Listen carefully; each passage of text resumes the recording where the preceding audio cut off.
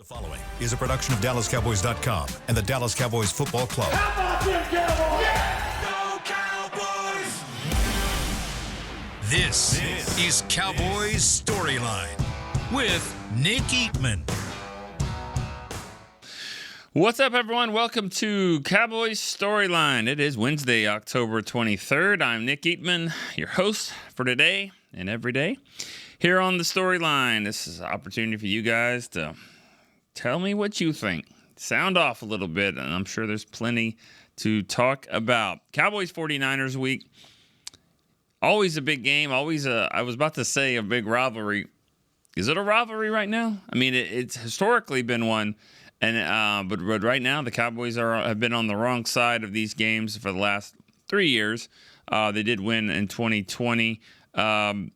But they since Brock Purdy took over, the last couple of years, Cowboys certainly haven't been able to be much of a match in those games. So especially last year's game, we'll see what happens this year. Things are different, both sides of the ball.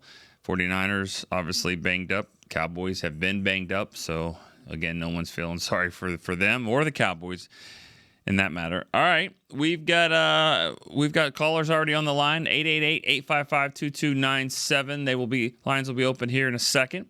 But let's start us off with Nate in Virginia. Nate is up. Hey, Nick, how you doing? Good. How are you? Great. I can't believe I got through. I guess calling in before the show starts is a good way to get through, huh? Yeah, I mean, it depends on how early you want to start. You know what I mean? It's like you can always beat traffic. You know what I mean? If you get there early enough, yeah. Sure. So, is this first caller? Or have you called? First time. Yeah. All right. Here we go. Come on, Chris. I love it. Yeah, I love when you call out. You call out, Chris. He's got 17 things going on back there, but he's got it. Thanks. I'm missing the ding too, Chris. The old ding. The coin, Mario coin. It's back. All right. Well, you got to say something worthy of it, Nate. You can't just throw out the D. You got to say something worthy of him chiming in like that. You got a free one. Let's see if you can get one before Thank you. the end. I appreciate that. All right. Here's my biggest. The thing that irks me the most about this team since Dak has taken over the reins as the quarterback. It didn't matter who's the coach. Like our screen game, the game in the flats, like the running game has always been so stale, even under Jason Garrett. And I don't understand, is Dak bad at that? Is he bad at those little touch passes? And if so, he's had enough time now since 2016 to work on that, to improve that. What screen are you talking about? What type of pass again are you talking about? Just working in the flats in the short game in little tosses and screens. Good tight end screens, good running back screens. I don't see it with the Cowboys. They'll pepper them in every now and again, but it's used so sparsely that they don't have time to ever. How could they ever get good at it? Yeah, the problem is because they don't have. And this every down back that can do everything and the reason why I think it matters with screens is that a screen, sometimes you're going to stay in there and block. Sometimes you fake the block and then, that's where you dump it over their head and now you're really going. Rico Dowdle has done it. We've seen a touchdown this year from that. But I think for the most part, they want to have Zeke in there as a blocker. Now, is he the best guy for the screen? Probably not. So that's where I think it's kind of a problem. I'm not giving them excuses. I mean, we've seen it some, but I think if you did have an every down back that was a good blocker, also catch it out of the backfield, that's where I think you have a problem when you've got 3 or 4 different backs that all do something better than the other. You're really going strong when you've got a guy that can kind of do a little bit of everything. But you're right. I mean, screens and just opening up and getting into space, utilizing the space on the field. Like that's what I've always known to be key to pretty much any sport you play. Another part, the open space is where the ball needs to be and where you need to get the players too. Yeah. I mean, that's what I think Kelsey does so well when he's out there freestyling for the Chiefs. He's just finding the open space, and where's Patrick, Mahomes going to look? He's going to look to that space. Definitely. So as far as the running backs, then I've heard that Miles Sanders is getting a little kind of itchy to get out of Carolina. What do you think about that? I don't know if you can talk about that, but No, we don't talk about other teams, other players on other teams right now. But I think the Cowboys obviously should be looking at something. Thanks for the call, Nate. You start talking about getting us in the tampering area, and Chris will cut you off there. Now, thanks for the call, Nate. Appreciate it. First time caller there from Virginia. Good stuff. As we've talked about before, when it comes to trades, potential trades, that's not something we can talk specifically about. Do the Cowboys need to go get a running back? They need help at running back.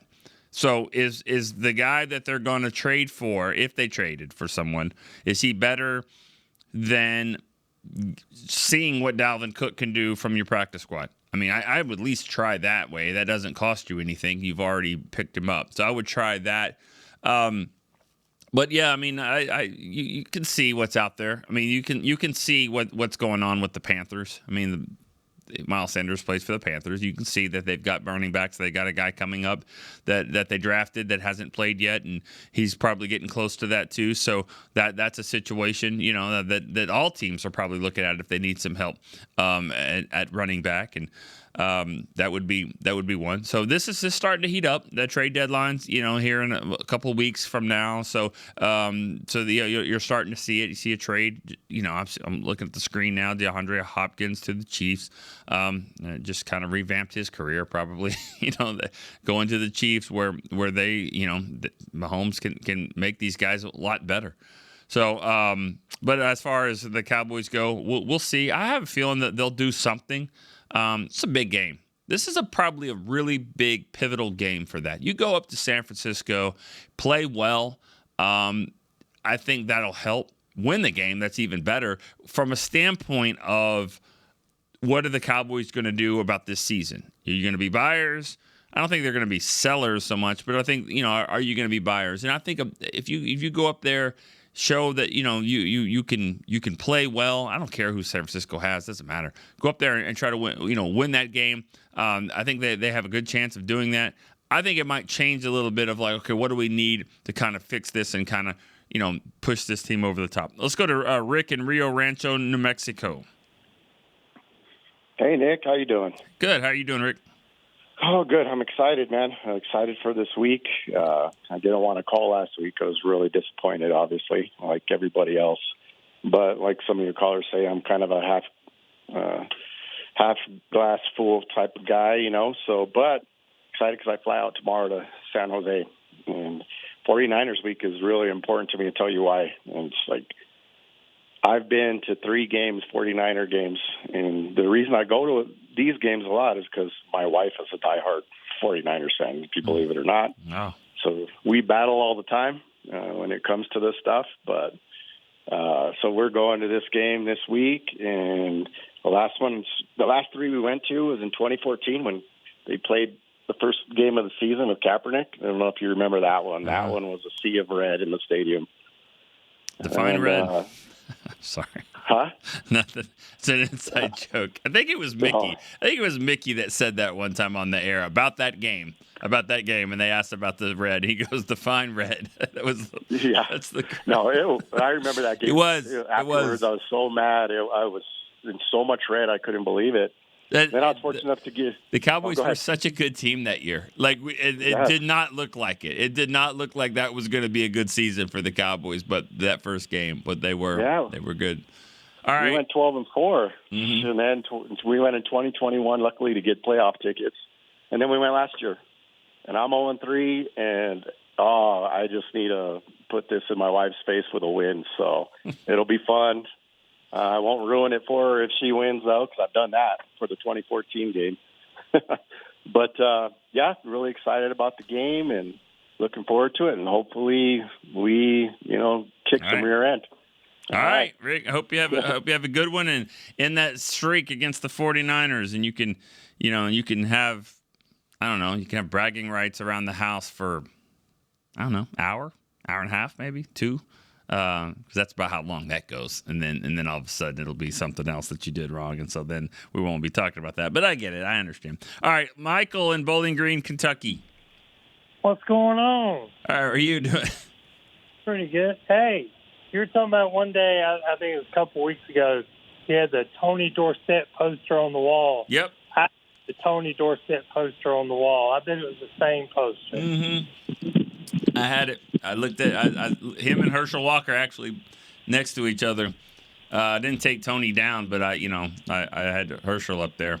But I love Tony Dorsett. Tony Dorsett, man, he was my favorite player for sure. He's awesome. Yeah, I remember watching the Minnesota game on my 13-inch black and white TV in my bedroom when he got the 99 yards, and I was just going crazy. Yeah. Oh, I remember. I actually had to go to bed. I didn't. I'll never forget that. I'll never forget the next morning. My mom, Mom, did we win Monday Night Football? Did we win? And she said, no, but. And I was thinking, what kind of, what else could there be? And then she explained to me what happened. But I still was kind of like, yeah, but they lost. I was like 6. I didn't understand it, but it's pretty cool now. Yeah, I'm a little bit older than you, so I was able to watch it. But the game this weekend, I won't be able to watch because I have a date with my wife on Sunday night. So I'll just have to check the highlights. Timeout. Hold up. So this is anniversary. We got. Is there an occasion here? Or is it just date night? I've been working a lot and haven't had a lot of time off, and we had planned this, and I didn't realize the Cowboys were playing Sunday night. My wife's like, "Hey, our date's Sunday night, but the Cowboys are on." I was like, date's more important. I'll have to, check it out. That's mad respect for that. Seriously. Because we know you're a diehard Cowboy fan. We know it. You're on here, you call. We know it. So I respect that. Priorities are in check. You're going to watch it. You're going to figure it out. But I do respect that. But I'm thinking of a very odd score. I'm going to go Dallas 13, San Francisco 6. Okay. And then what about the second quarter? No, that's it. Oh, that's the game. Score. I'm kidding. I know. That's final score. All right. Well, that doesn't seem that fun. That seems like a defensive game.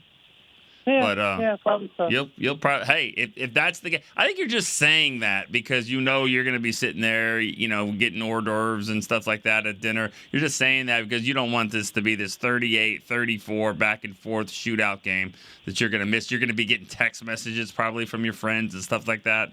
So yeah, you're just hoping for some 13-6 boring game and then win it. But doesn't matter. Get the win either way. Yep. Yeah. All right, man. Appreciate it. All right. What do you think, Chris? Chris got some messages there. You don't agree with that? You don't agree? Man, if you're in for all of it, baby. Let's go. That's all I say. I don't know, man. I would have liked maybe. Can we reschedule? Maybe the wife. There's Saturday night. She knows. At least she asked, and he said no. He said no. It's good. She threw it out there. Sounds like, are you sure? My date would be at a sports bar. Yeah. Right. Yeah. We don't. He didn't tell us where we're going here. I mean, yeah. He's driving to big screens. All right. No, that's cool. I understand that. Got to take care of that. But man, couldn't have been the bye week. Couldn't have been last Sunday. There's 3 days you got last week. All right. Hey, everybody does their own thing. As my good friend Clarence Hill always says, hey, you coach your team, I'll coach my team. So all good, Michael. Do your thing. Gary in New Mexico, what's up? Hey, Nick, got a trivia question for you I think is right in your wheelhouse. Wait. Let's do it. Okay, so tell me what former Cowboys receiver got his only start in 1985 against the San Francisco 49ers, had over 100 yards, and was never heard from again. Wore the number 81. Carl Poe? Yeah, that's the one, man. I knew you would get that one. I had a tougher question for you that I didn't think you could get it. Well, let's see. But I knew you would get Carl Poe. Let's bring it. I'm feeling feisty today. Let's go. You got another one? Oh, yeah. Can you tell me the last time the Cowboys had a tie? Oh, man. Yeah. I'm glad. You know what? I'm glad I don't know that one. I'm going to just say 1966. 1969, and I didn't know that. I just happened to come across it when I was reading something the other day, but it was against the 49ers. Oh, really? Was the last time. Yeah, it was on Thanksgiving Day at the Cotton Bowl. 24-24 was the final score. Now, that was before they had overtime in the regular season, so that's probably why. But I tell you that to tell you this. If the Cowboys come back, if you told me right now Dallas would come back from San Francisco with a tie, I would gladly take it. Wow. I would gladly. I'd take a tie right now because, we've talked a lot about expectations and standards, and I have come to the acceptance phase of my 2024 season with the Cowboys. I don't know, but I don't think they're going to make any trades. I don't think they're going to do anything that's going to give up capital for next year. They're keeping their powder dry for next year. It's like Mike Fisher's been saying since February, man, this is a soft rebuild. This is a reset year. They're going to see what they've got with their young players. They're going to play it out. And we need to know. We need to know what these young guys can do. If we're going to draft and develop, we need to know if they're going to develop. So I'm excited to see the young players, and I hope they can do good. And I'm not giving up on the season, but I've adjusted my expectations. And I think they're more likely to be sellers at the trade deadline. I don't think they're going to give up any capital. And how the next 2 weeks come, how the next 2 weeks play out, I think will determine a lot of that. But anyway, enjoy the show. Right. Listen to your comments. Thanks, Gary. I say this all the time. If they're going to get someone at the trade deadline, and it doesn't always work this way, but figure out somebody that you can bring in that maybe could be here next year. I'm not looking for anybody at the end of their deal. I'm not trying to rent anything here. Let's get a guy that has another year in his contract and also has more left in the tank too, where he's could be productive this year. We think he could be productive next year. Then what that does to me, if you look at it this way, let's just say it's a running back, okay? Let's say it's a running back that you like, and obviously you like him, but like you think he can do something for you this year immediately and next year as well. Still got something in the tank, and then who knows after that. That right there might change. So say you throw a 4th round pick, a 5th round pick for a running back like that. This is all hypothetical. So then what? Yeah, okay. So that's next year's draft capital. But instead of saying 1st round, everyone's throwing the Boise State guy at this. They got to draft him. They're going to have well, maybe you don't have to do that. You still want to draft a running back probably, but you don't have to spend 1st or 2nd round, maybe mid round or something like that to add to it. But so. If you give me a guy that can be here next year and maybe even and beyond, then I'm changing my draft capital a little bit, where now I don't have to use as much. So I can justify that mid-round pick that I gave because I may not need that position as much. If that makes sense, that's what I'm trying to say. Don't just give me a guy that is not going to be here next year. And so what does that really do? I don't think the Cowboys are one player away from really turning this around. That's kind of, I think, my point. There's some teams that can just do that and say, if we had a receiver or if we had a pass rusher, we could be right. And the Cowboys need a lot. I mean, you look at a lot of positions where I would say 6 or 7 positions where you would be like, yeah, bring that guy here. All right, let's go to Rob in Vegas. Hey, Nick. What's up, man? Dragon. I just got back from Hawaii. Ooh, nice. Yeah, it was a great time. Went there for a wedding. Ooh, good stuff. All right. Yeah.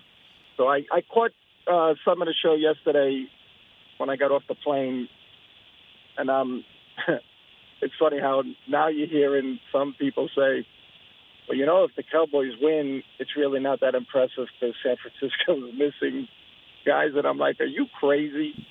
I said, lunatic I'll take crazy. A win if they only had 4 guys on the field.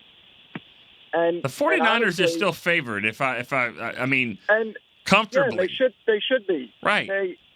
They're still a better team than us. They're at home, and unfortunately, what they do good, we're bad at. They're going to run the ball. They have the best.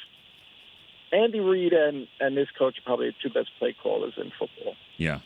So we don't know who's playing for us.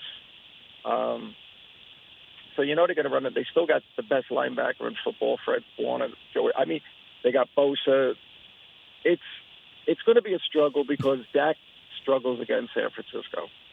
Right. You know, sometimes it's just those teams, those matchups, like in boxing. Yeah. Well, Go ahead. I'm sorry. No, Jordan Mason's ranked second in the league in rushing. So it's not. I mean, yeah, they don't have Christian McCaffrey, but they run the ball. I mean, and they're 3-4. So like, it's not like they've been just leading and winning all these games. I mean, they run the ball when they're down. They run the ball effectively. So yeah, it's not a good matchup, obviously, for the Cowboys and 49ers. And they also have confidence when they play. You know, there's just those teams where when you walk on the field, you own them, and they know that. And that's how San Francisco feels when they play Dallas. And you could see it in the body language. And, you know, Dallas is wounded just like that, especially if Micah don't play. I don't know how you get a pass rush.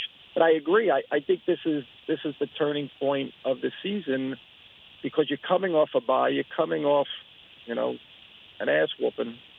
And if you can't turn it around and win this game, I just see everybody, you know, the dominoes really start to fall. I don't think they're going to, you know, trade away players. They really don't have anybody to trade.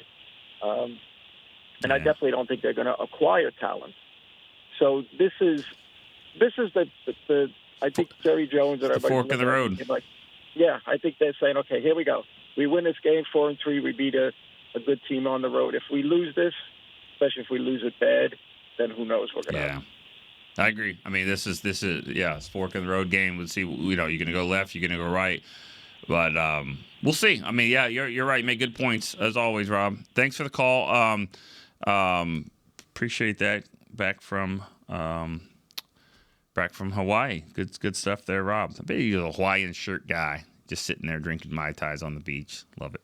All right, let's go to break here real quick on Cowboys Storyline. We'll be right back to answer more calls.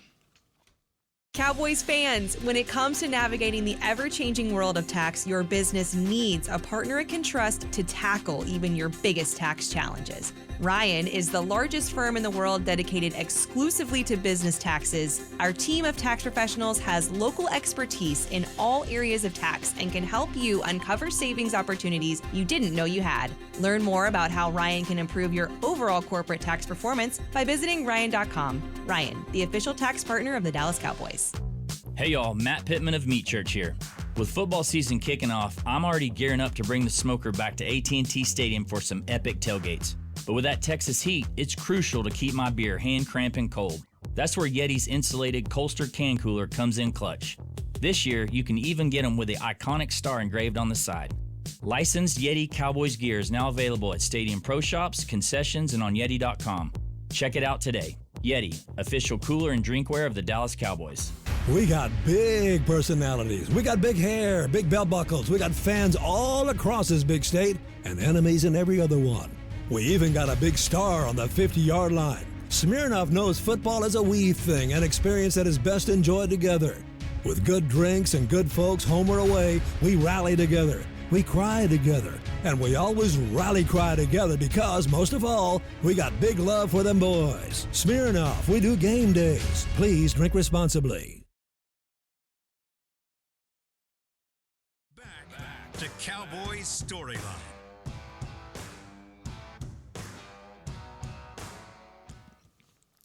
Dallas Cowboys United, presented by Globe Life, is now exclusively in the Dallas Cowboys app. Join the official fan club today to receive access to all the new Cowboy drops, feature team news, pre-sale access, fan and kid of the game. Download the app now to join. All right, back here on Cowboys Storyline. We got more phone calls to answer. How about Derek, Springfield, Missouri? What's up, man? Hey, Nick. How's it going? Good. How are you? Oh, I'm hanging in there, man. Just looking at future schedules and running playoff scenarios in my head, you know. And I'm like, and we've got to sweep the division in my head to get in, you know. And I mean, we really need to win Sunday night. Yeah. You know, who knows if that happens? But yeah, it's just like, man, the NFC North is loaded. You might have three teams right there, you know. So yeah, it's just like, dang, man. Scary, you know. Let's just see what happens. You start, you know, teams start playing each other a lot. Like that North is going to be like it looks really, really good, but let's just see because they have to play each other, and so those exactly. Now we'll see what happens. I mean they look good, and I mean the West. I mean look at those teams. I mean that's kind of they're down this year, but they're all kind of in it as well. Cardinals look pretty good. So, but again, you like you said, gotta win. See what happens when you go face the Eagles. You got the Eagles. You got Washington coming up in a couple of weeks after that. So yeah, we'll find out real quick here. We'll find out before Thanksgiving just exactly what this team has. We may find out Sunday night, honestly. Yeah, for sure. Well, hey, I don't want to take up too much time. I do have 2 questions. All so right. my first one is, which this might sound kind of stupid, but does the bye week count as a week for the player on IR? So like DeMarcus Lawrence, for instance, that doesn't. Games. Okay. That's games. So yeah. Oh, it's games. Mm-hmm. It is. Okay. Yep, 4 games. Oh man, that's such a bummer. Okay, so it wasn't a stupid question. No, not at all. No, okay. It's 4 games. You don't they don't want teams manipulating when they put a guy on IR for that if there's a bye week and stuff like that. So no, it's definitely 4 games. So dang it. Okay, that sucks. Mm-hmm. So I learned something today there. Okay, and then this is like because I kind of touched on playoffs, not playoffs. So this is kind of a future question. Do you know around about how many comp picks we have coming back for next year, and like maybe what rounds? Yeah. I was thinking 4 or 5. Well, the max is 4. Pollard. You cannot get more than 4. Okay. So Okay. there's another thing. You're teaching me a lot today. There you go. Yeah, So, I just learned that last year too. I thought you could get more than that. You can only get 4, and I think the Cowboys will get 4. Probably Pollard, Tyron, Biotish, Fowler, Gilmore, kind of some people I had down. So anyway, all right. Well, hey, thanks for teaching me a couple things today, and we'll talk to you soon. I would think. Thanks for the call, Derek. Good stuff. I wouldn't think anything higher than a 4th. Maybe that for Pollard. I'm not really sure. I was told a long time ago that they'll cure cancer before you can figure out exactly the method of what they're using for the comp picks. It's very odd, honestly, on how they do it, and it's not done. There. You can find a website that says what the projections are, but it does change, and it changes too with how the player plays that season somewhat too. So I think 4 will probably be right. So, I would think definitely in the 5th round, 6th, maybe 7th, but yeah, you're talking about starting players. Now Dorrance Armstrong got hurt, but when you look at Dorrance, Biotish, Pollard, like you said, Gilmore, I would think they get their 4. And then what you said about Tank, like, is it games? His is going to be a little bit more than 4 games anyway. So he missed Pittsburgh and the Lions, and I would think definitely the 49ers and the Falcons, regardless if there was a bye. But maybe November 10th, Eagles. That might be a good spot for him to come back if he can. All right, let's go to Brian in Kansas City. Brian, what's up? Whoa, Missouri is killing it today. That's right. Back to back. We got 2 New Mexicos and 2 Missouris. Love it. I'm telling you got the Midwest covered, Nick. There we go. I was reading an article, I don't know if it was 2 days ago maybe, and it was not about the Cowboys, but it was just an article about really good players who are locked up or on contracts that are more than just this year or next year. They're locked up on really bad teams. Right. And the only name that excited me was Sexy Dexy in New York. Dexter Lawrence was on that list, and they were projecting him to maybe Minnesota. Now, I don't know who Minnesota's one tech is and whether they even need a person. But, of course, the trade compensation was ridiculous because he's, probably the best one tech in the league right now. Right. But that was the only name on the list I thought, there's nobody else that would excite me. That, no running backs because our offensive line is still kind of questionable. We don't know what we had yet. So, yeah, it's just a thought to throw out there. And I'll get off the line for other people. My player for my historical player today is David LaFleur. All right. David I'll LaFleur. catch up to you later, man. All right. Thanks. David LaFleur. I think he was a trivia question answer we had a couple of weeks ago. Maybe that was Aikman's last touchdown pass was to David LaFleur. He was there for maybe 1 year, 2 years when I was here, and I don't remember much about him. He was hurt a lot, and that was kind of the reason why his career never really took off.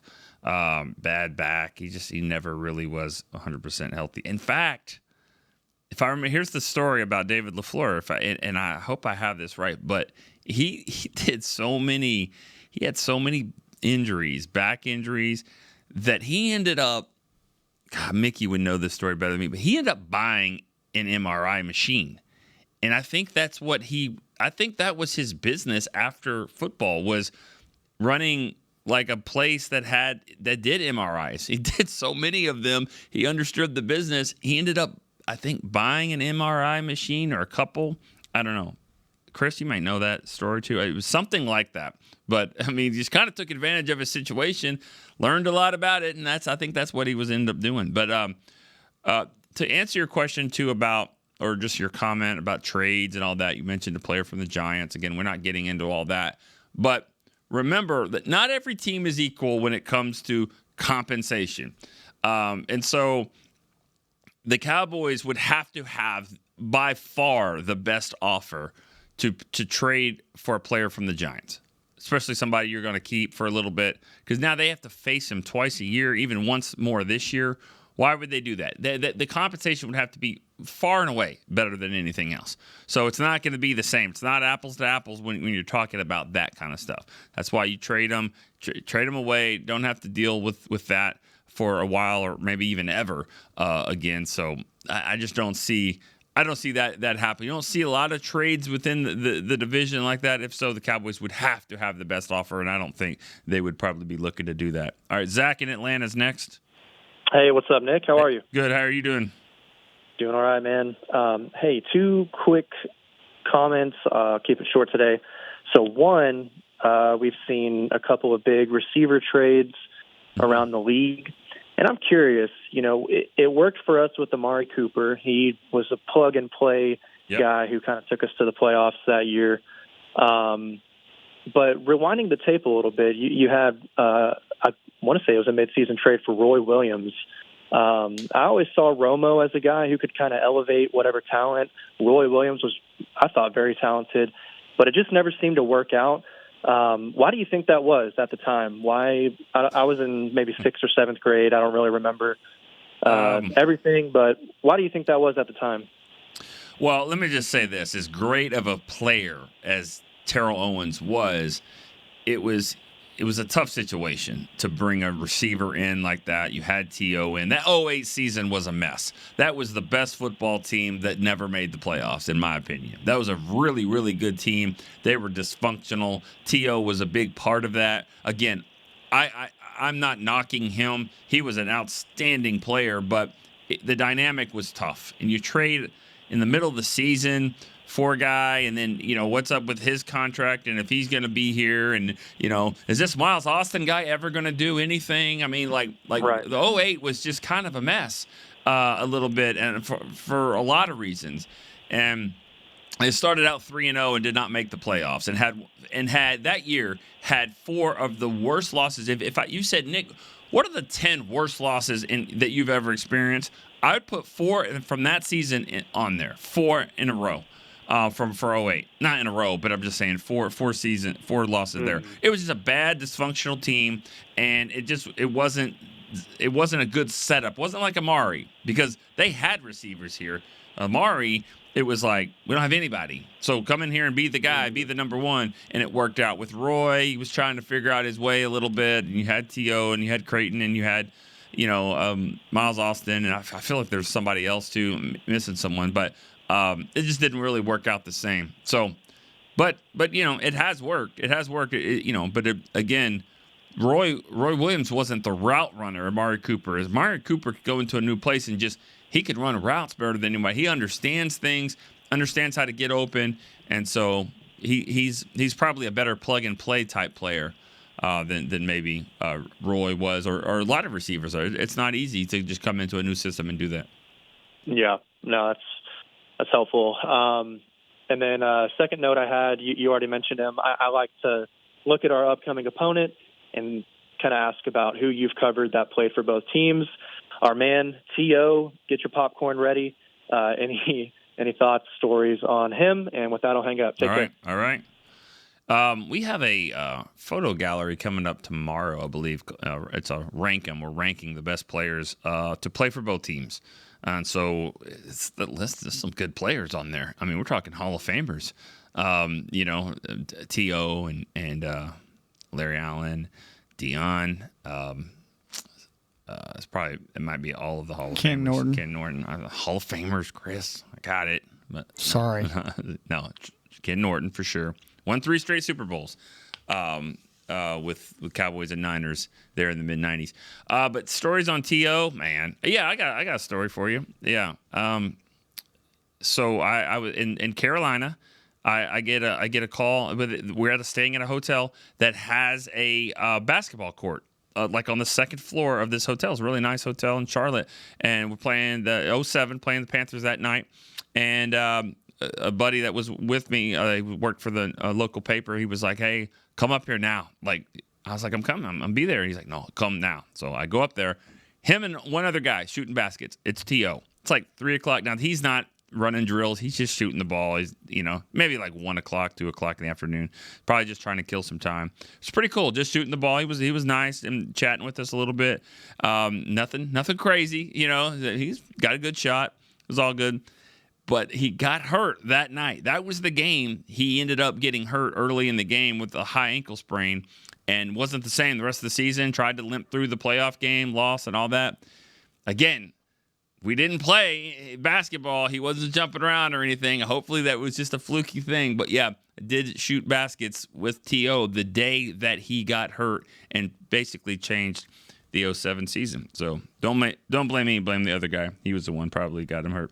All right, let's take a break real quick on Cowboy Storyline. I know we have a couple callers waiting. We'll take a quick break, come back and answer these calls. Discover Aiden, the official luggage partner of the Dallas Cowboys and Dallas Cowboys cheerleaders. Known for top-tier engineering and craftsmanship, Aiden offers more than just bags. Originating from Australia and designed in New York, it merges fashion, design, and culture. Used by Dallas Cowboys players, staff, and the entire organization, Aiden provides style and functionality for all travelers. Visit AidenTheBrand.com and use code AidenXCowboys for 25% off your purchase. Travel like your favorite stars with Aiden. Alltech Lansing has been perfecting sound since 1927, bringing you decades of audio excellence to elevate your Dallas Cowboys tailgate ritual. Equip your next pregame with the Sound Rover 180 with 6 hours of playtime, built-in microphone, multicolor light modes, and a rugged exterior that's built to last. Visit alltechlansing.com/Cowboys15 for 15% off your Sound Rover 180. That's ALTECLANSING.com/Cowboys15 for 15% off. Alltech Lansing, official audio partner of the Dallas Cowboys. Back to Cowboys Storyline.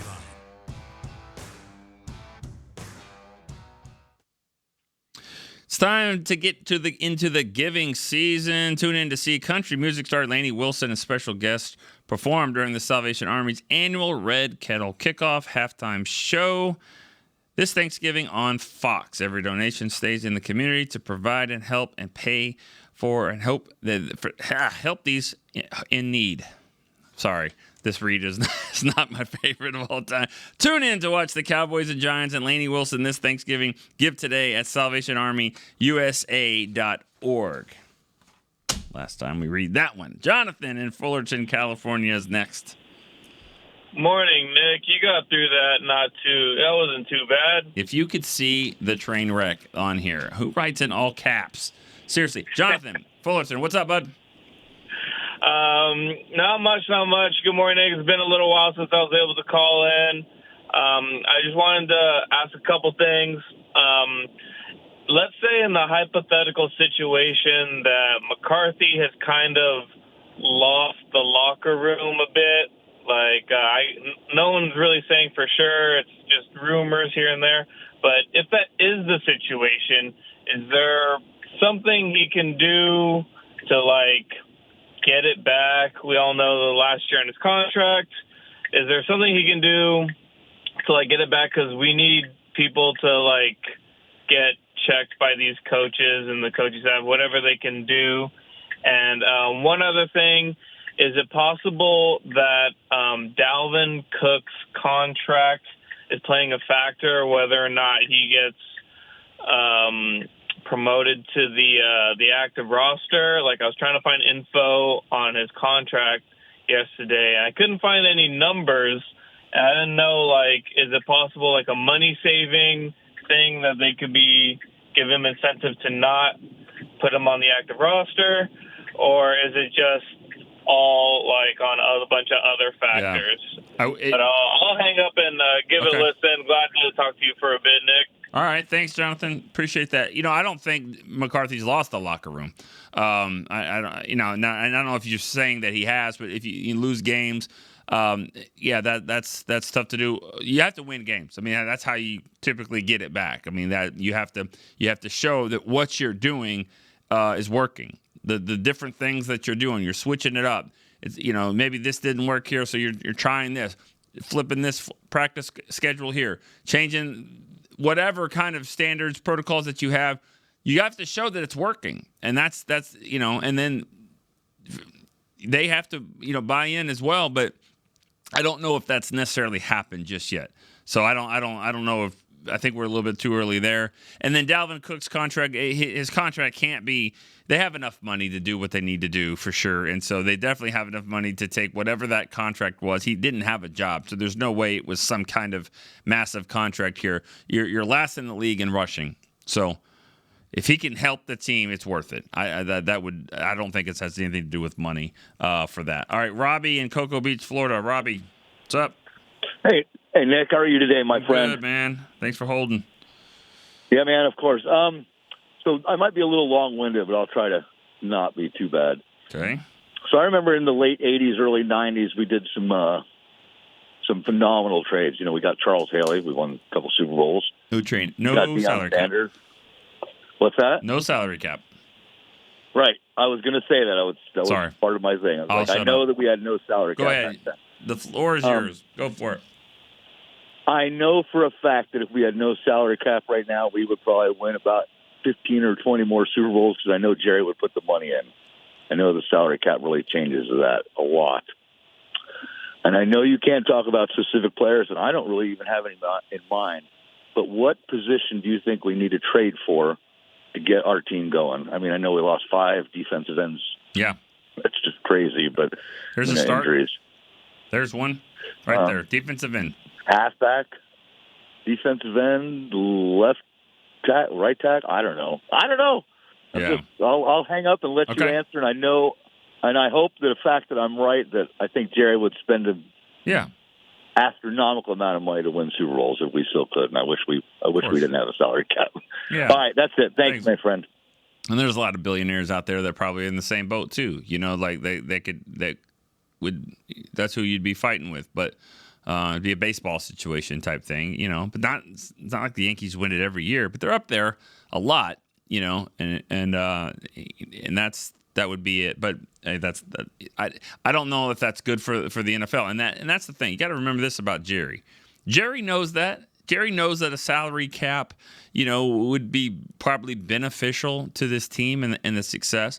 He also knows that it's more important for the good of the game to have it like this. I mean, to keep the parity the way it is way better for football because there's teams that are down, that are up now, that are back. I mean, you would have teams like the Lions and teams like that probably wouldn't have that kind of success. So it's good. It's good for the NFL to have it the way it is. What position I would start with, like you said, defensive end. Defensive end would be a really good position if you can find a player that can help you this year, help you next year. Because you just look at where the roster is. So DeMarcus Lawrence comes back this year, but next year, what about that? Is he even going to be here? His contract is going up, and he's got a lot of dead money too.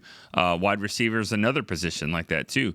So I don't know if Jalen Tolbert's the answer at number 2, but either way, I mean, and he'd be going into his 4th year of his. God, it's already been 4 years for Jalen Tolbert. I mean, this is 3, but next year would be 4. So, anyways, those 2 positions stand out for me.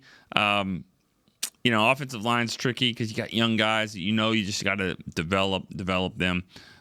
So, from a trade deadline standpoint, I would say running back, receiver, or maybe and defensive line, tackle or pass rusher. All right, Nigel in Arizona.